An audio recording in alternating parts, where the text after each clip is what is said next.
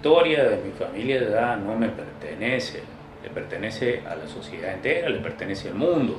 Éramos un montón de madres ingenuas, en el buen sentido de la palabra ingenuas. No es que fuéramos ingenuas porque éramos tontas, éramos ingenuas porque no conocíamos las leyes y creíamos en la gente. Entonces, cuando íbamos a un lugar y reclamábamos, nos decían cualquier cosa, vaya a reclamar allá, vaya a reclamar allá. Así fuimos aprendiendo, y fuimos aprendiendo en la época de la dictadura, porque nosotros no esperamos a que viniera la democracia para ir a empezar a recuperar nuestros hijos.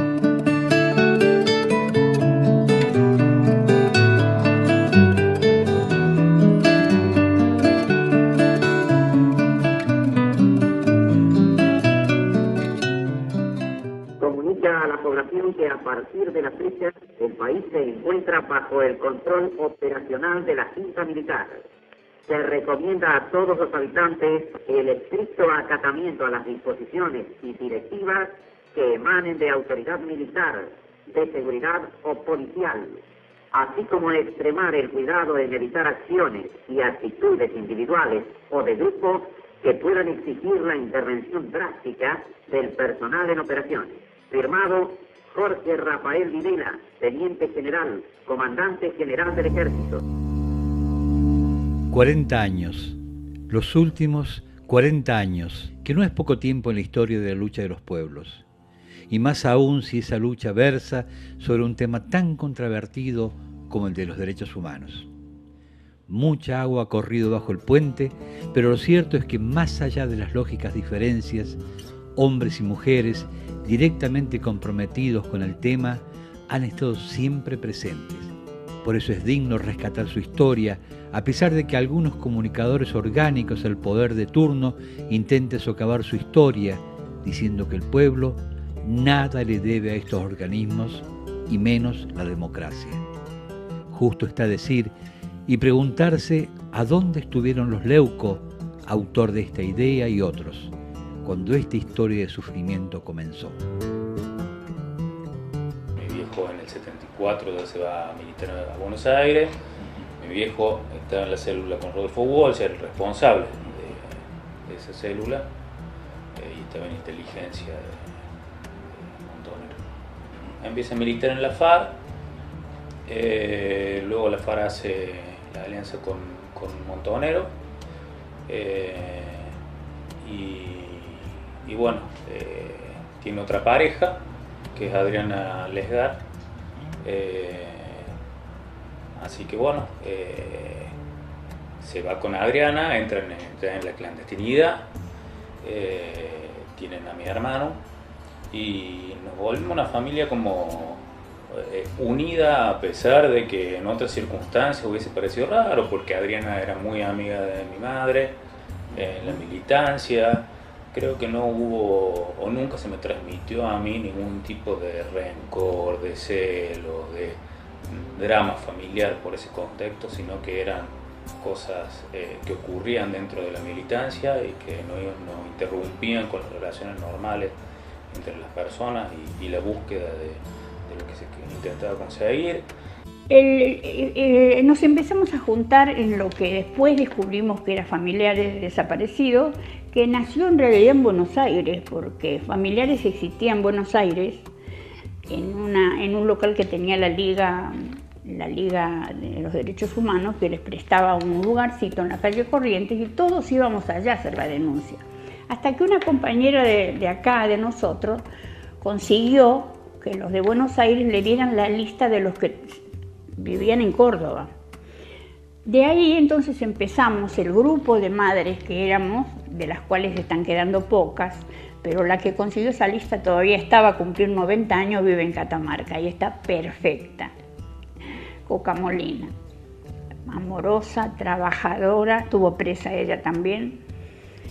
Consiguió la lista y empezamos a ir a visitarla, esa gente que había hecho la denuncia. Y yo empecé a militar en el CERPA,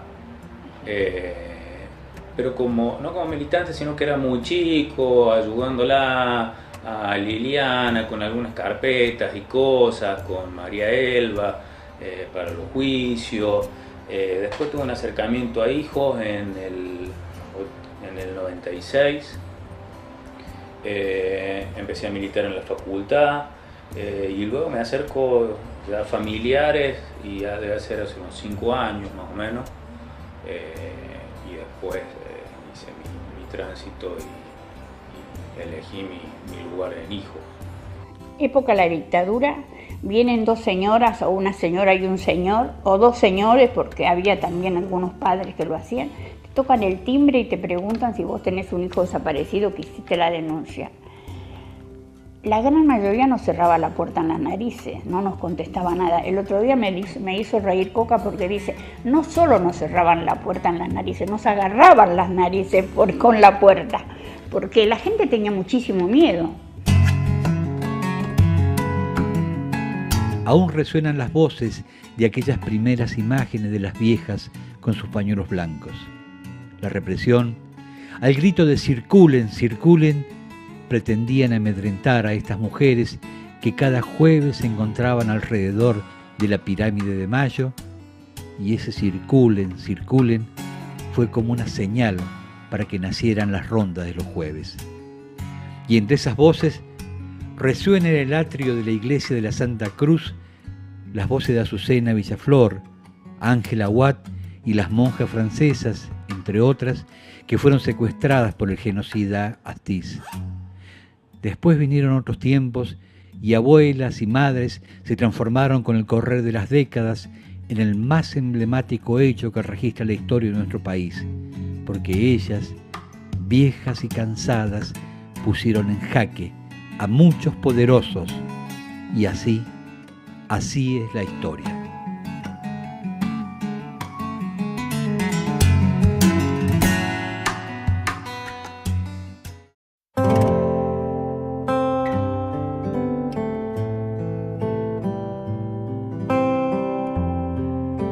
Quiero utilizar una frase que no me pertenece, porque pertenece ya a todo el pueblo argentino.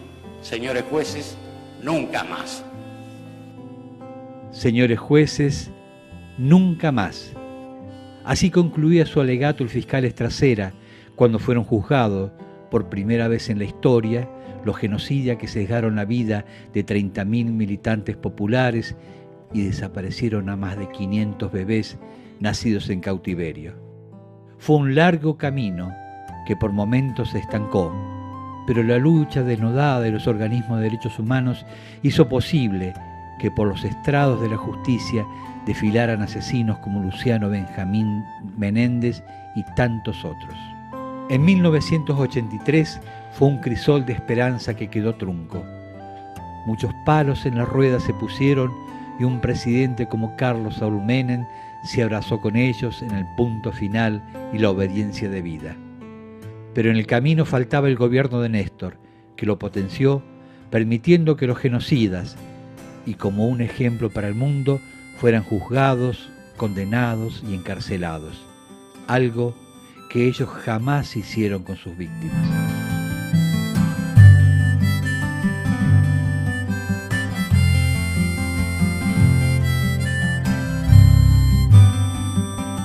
Hubo 2 etapas, ¿no es cierto? Lo que fueron los juicios en la época de Alfonsín, que uno lo vivió y era muy chico, quizás no tomó las dimensiones que tenían y lo llegó a tomar cuando fueron los indultos y se volvieron de nuevo encima nuestro, aparte del estigma de ser hijo desaparecido, la teoría de los 2 demonios y todo eso que lo hemos sufrido en carne propia muy cruelmente.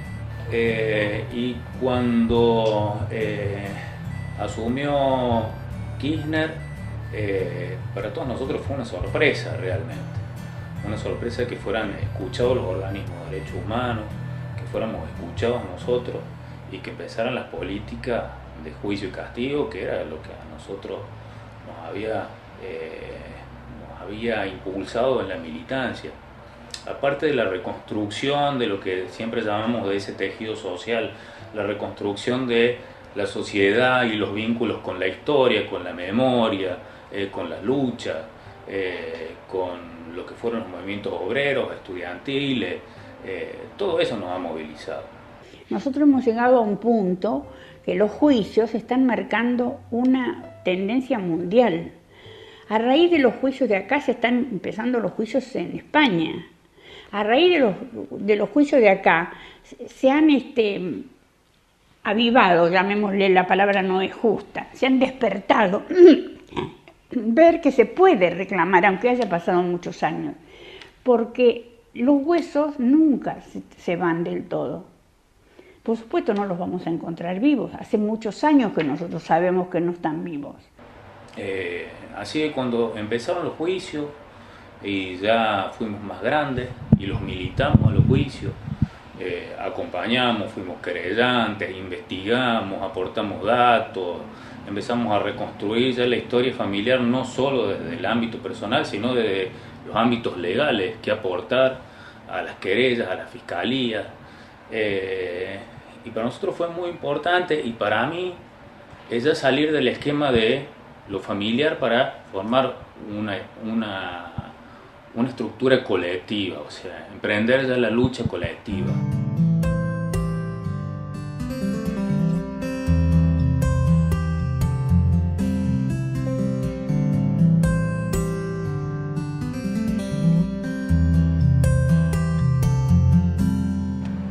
Yo cuando cumplí creo que 15, 16 años, un día mi abuelo se acerca y me dice, bueno, esto es tuyo ahora, una carpeta así llena de papel. Y bueno, ¿y qué era? Y eran las denuncias. Y bueno, y uno empezó a leer eso, después me tocó ser testigo en la causa ESMA y llevar todo eso como documento y explicarlo. Y bueno, uno veía las humillaciones en las respuestas, ¿no? Los pedidos desesperados para saber cuál había sido el destino de su hijo, que le dijeran en definitiva si estaba vivo o muerto. Y unas respuestas que eran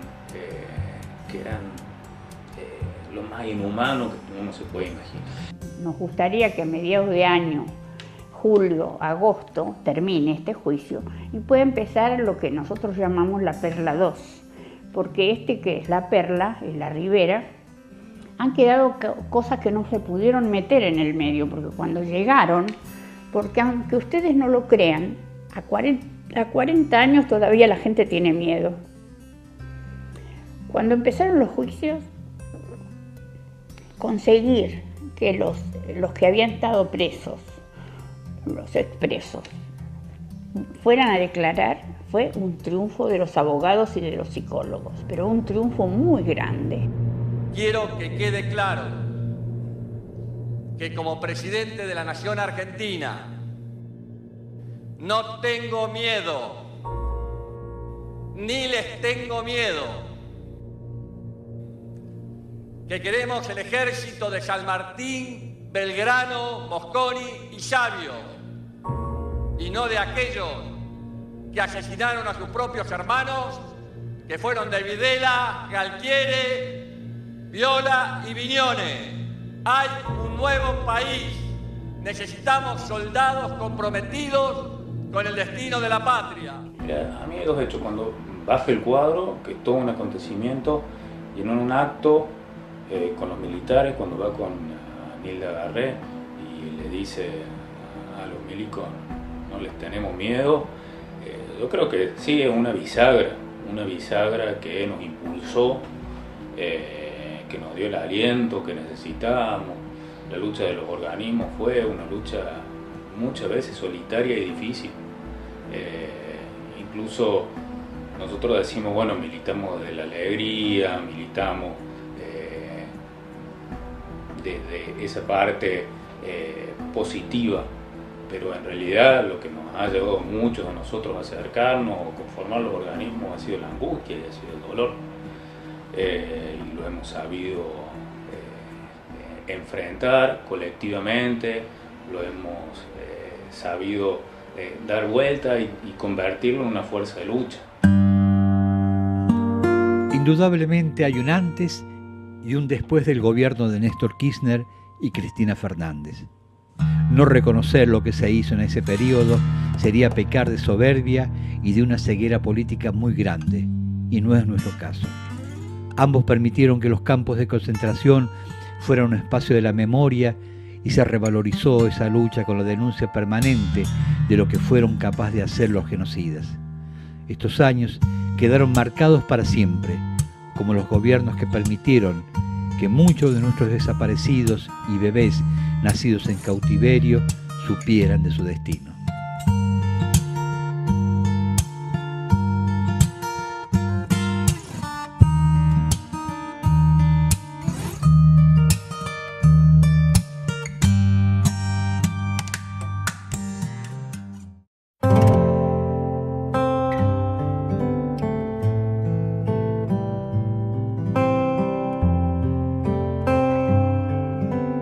Quien quiera oír, que oiga. Así dice una vieja canción de rock nacional, y nunca más acertada esta afirmación. Son tiempos en que la conciencia colectiva debe crecer y debe crecer porque es necesario, para que no volvamos a tropezar con la misma piedra. Se cometieron errores muy grandes en décadas pasadas, y será tiempo de que esa conciencia y esa ayuda a memoria sirva para esquivar esa piedra que alguna vez nos hizo que nos tropezáramos. Piedra que está llena de hechos de los cuales debemos aprender. Ellos están hablando de una forma falaz, mentirosa. Están llevando el debate de los derechos humanos y otros temas al campo de la moral, de la moralina, cuando en verdad es un debate político el que nos debemos dar, y ese debate no lo debemos eludir porque es necesario para fortalecer lo que hasta aquí se ha conseguido. Todos los militantes fueron importantes, todos los militantes sobrevivientes, desaparecidos, todos los militantes fueron muy importantes en estos procesos revolucionarios que hubo en la Argentina. Y bueno, ver a los genocidas ahí, creo que es un acto de justicia. Uno busca la justicia, jamás la venganza, la justicia. Pero también, sobre todo, yo siempre he sentido que esto debe ser acompañado con un proceso social, ¿no? A mí no solamente me importa que Menéndez esté preso, sino que la gente sepa qué es lo que hizo Menéndez. No me importa que Videla se haya muerto en una cárcel, sino que también la gente sepa qué es lo que hizo Videla. Un día le digo a una amiga mía de Buenos Aires, y sí, ahora descubrimos, porque te estoy hablando de lo que íbamos descubriendo, descubrimos los campos de concentración, donde los habían tenido.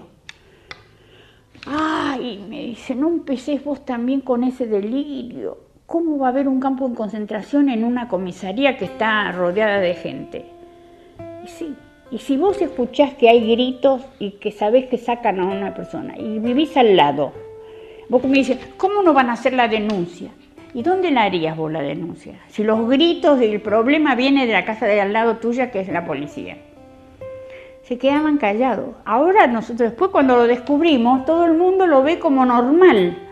Que cuando descubrimos todos los centros, descubrimos La Perla, descubrimos La Ribera, lo fuimos descubriendo nosotros.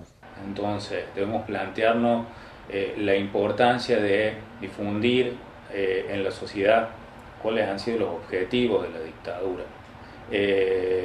cuáles han sido los planes de la dictadura, que estamos viviendo de nuevo los mismos objetivos y planes económicos, incluso de opresión contra la sociedad, a pesar de que no estamos en una dictadura, ¿no?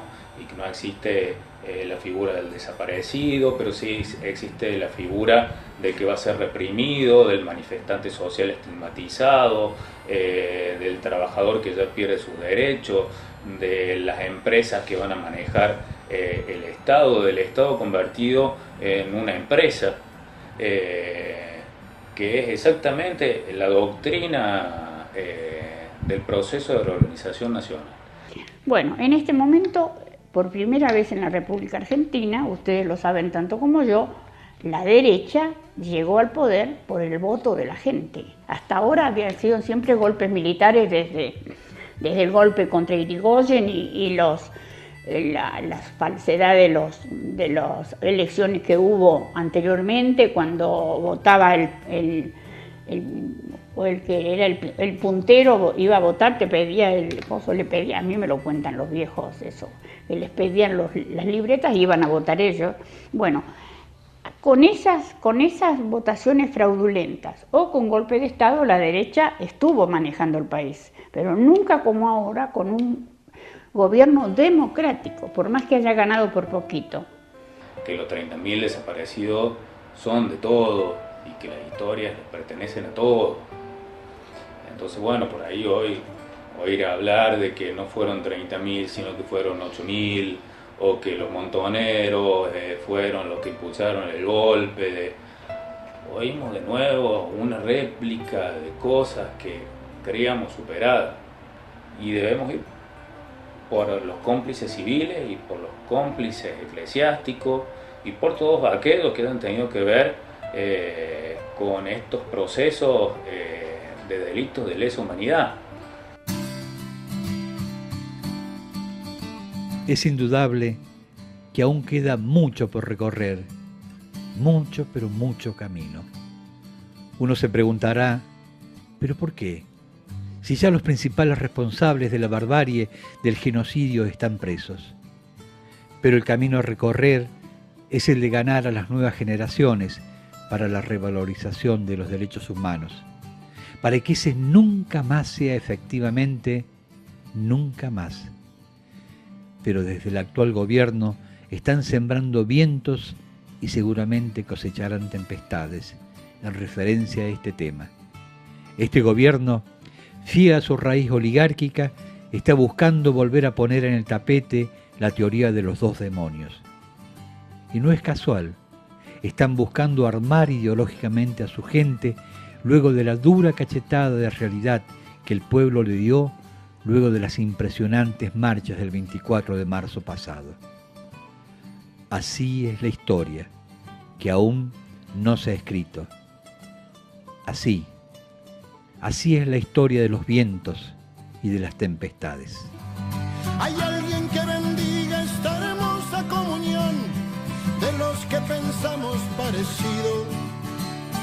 Somos los menos, nunca fuimos los primeros, no matamos ni morimos por ganar, más bien estamos vivos por andar, esperando una piel nueva de este sol. No pretendemos ver el cambio, solo haber dejado algo sobre el camino andado que pasó.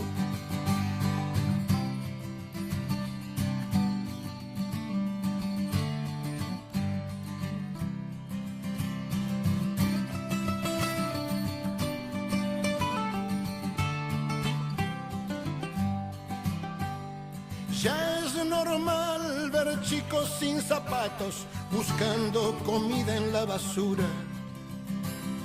Y es una postal la puerta de la iglesia de esa madre con su criatura. Mientras esto pase no habrá gloria, esa arena que se escapa entre los dedos